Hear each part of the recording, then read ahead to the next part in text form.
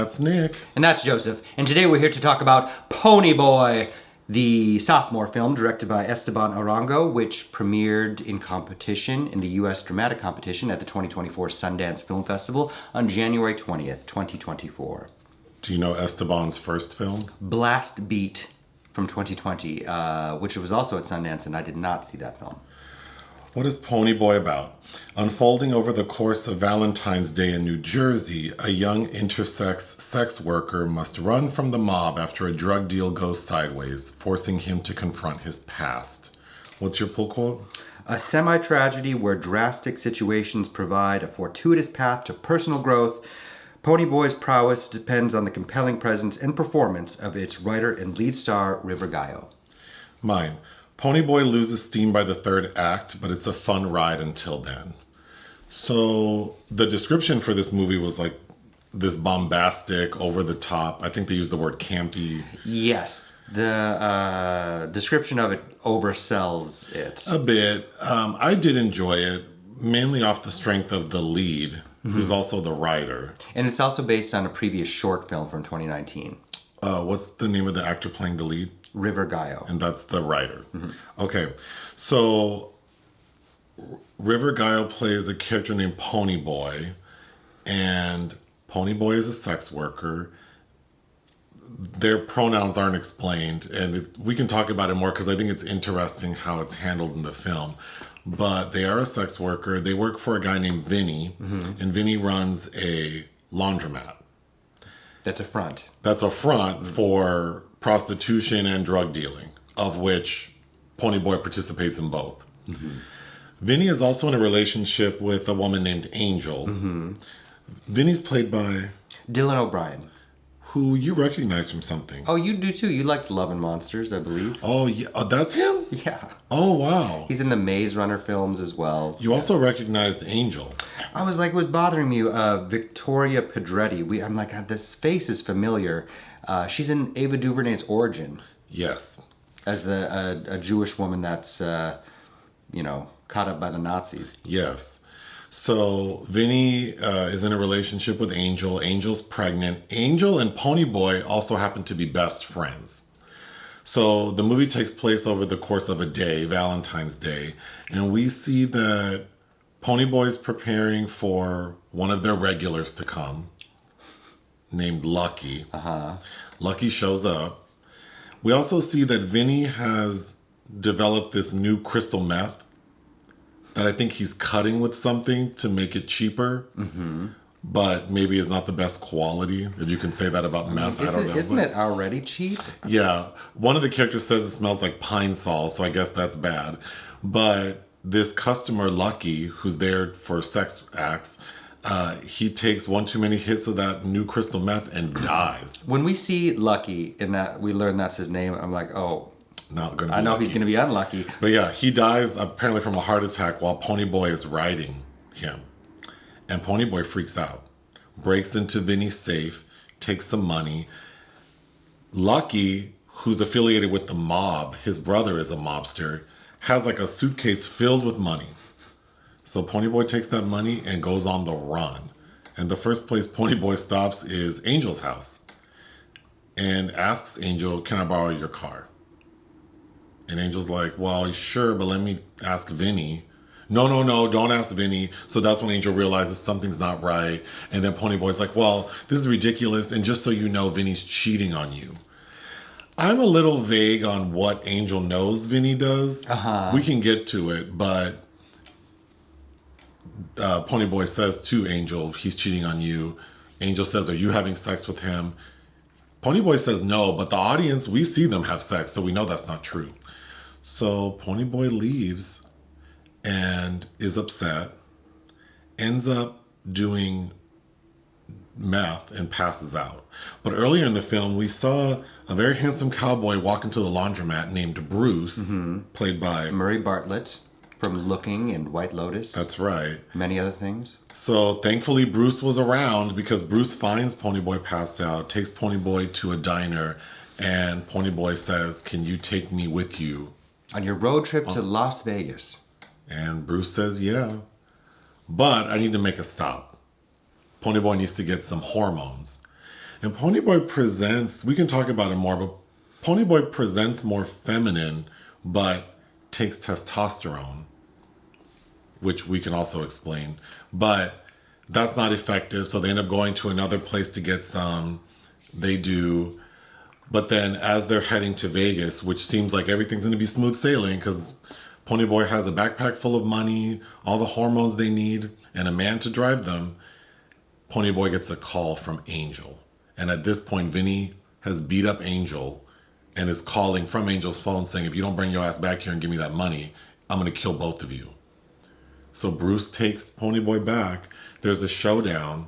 And that mobster of the dead Lucky, Two-tone. the brother, he shows up, kills Vinny, and then tells Ponyboy, you better not come back. Actually, technically, who kills Vinny is Angel.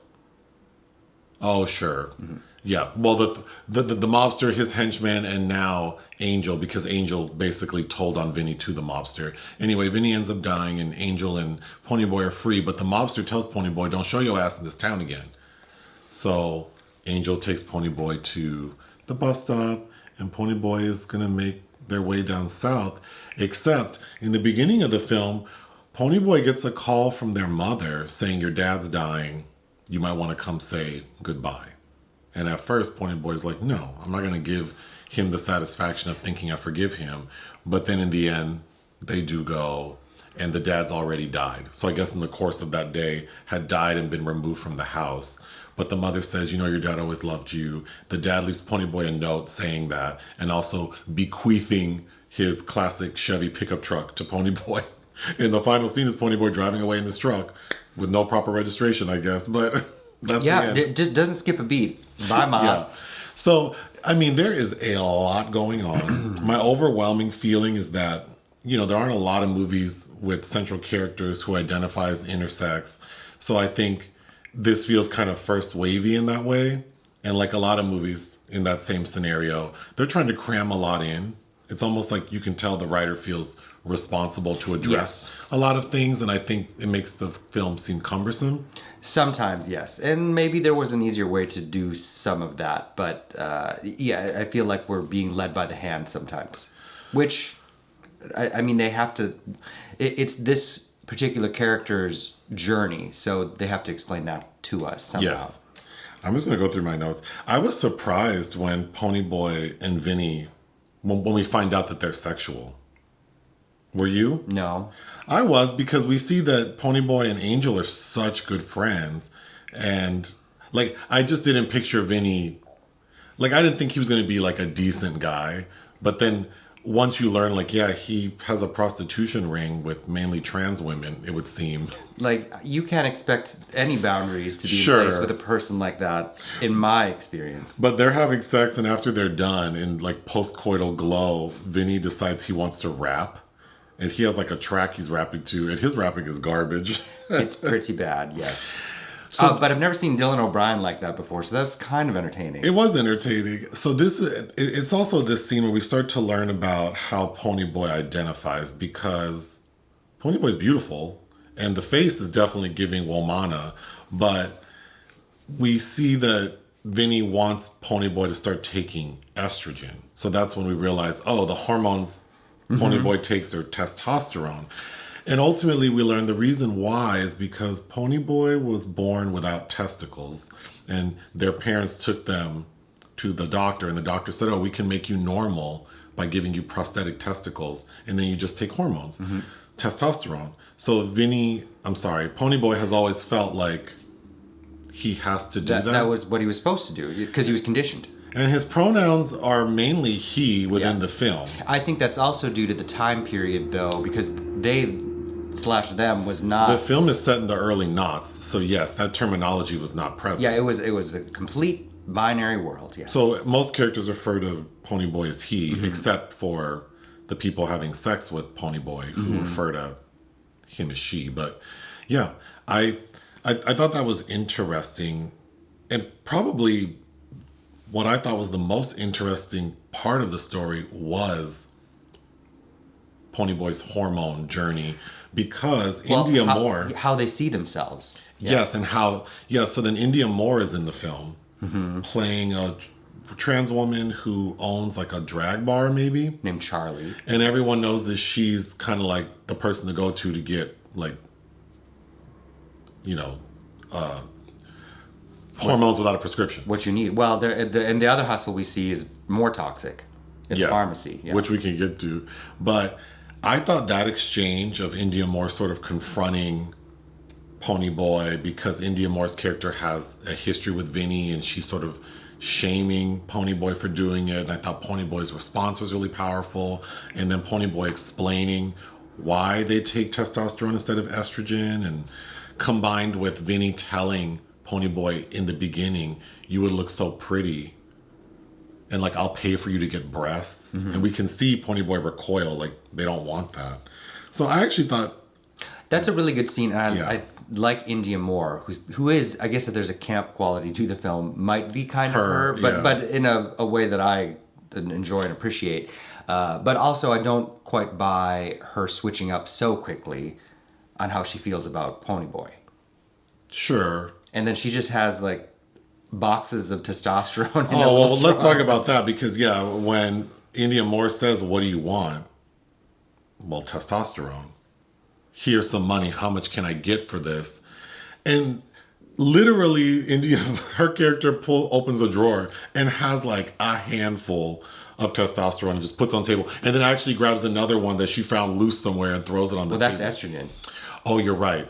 And then she offers her estrogen, like, maybe you should consider this. And that's what instigates the monologue. But I thought that was funny. Like, how many trans people are looking to you for testosterone in this, like, drag bar where you're being very critical of... She's like, I got a surplus of this shit. Maybe. I mean, that's where the camp quality comes from, because all of it feels a little over the top. Yes, and I think your pull quote about the third act, it kind of sags a bit under the weight of all of the beats we have to hit.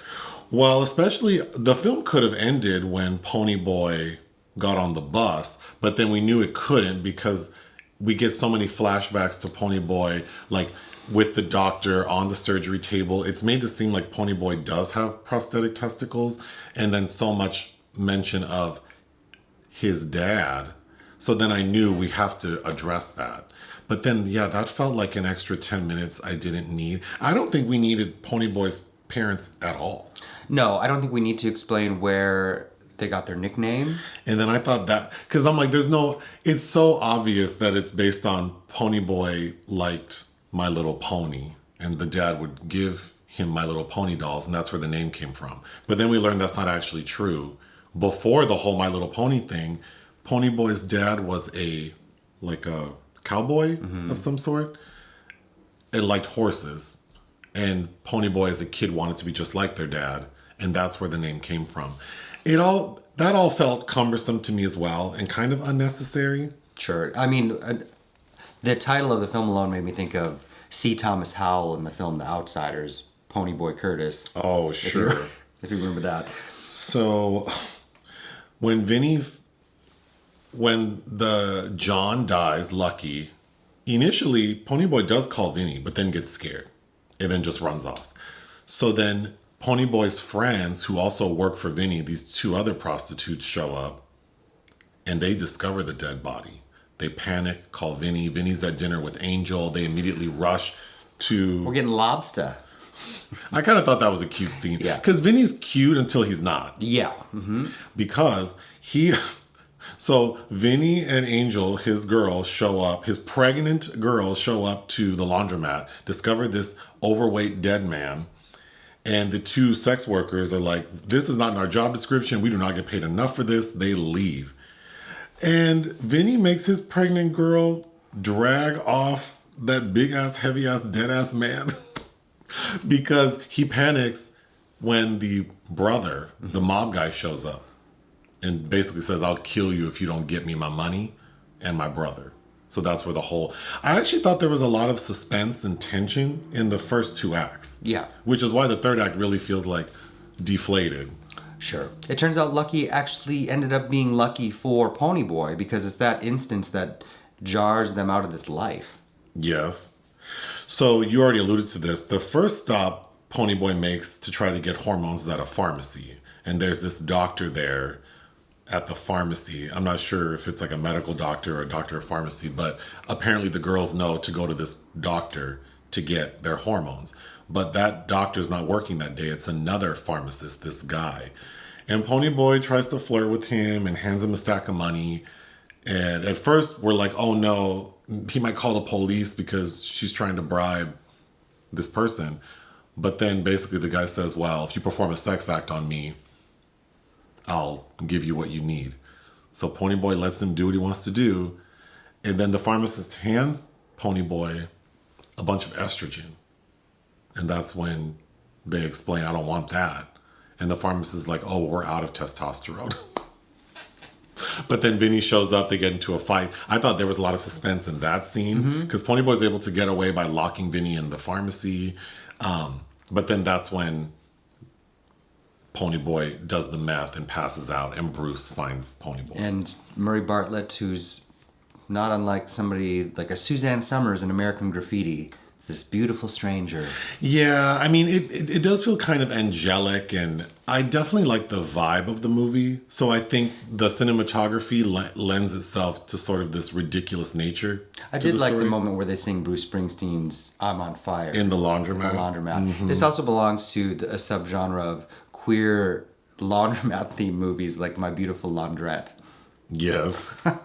When Ponyboi goes back to save her friend Angel, she's trying to get into the house, and Vinny is in the front of the house, like in the driveway, doing a drug transaction.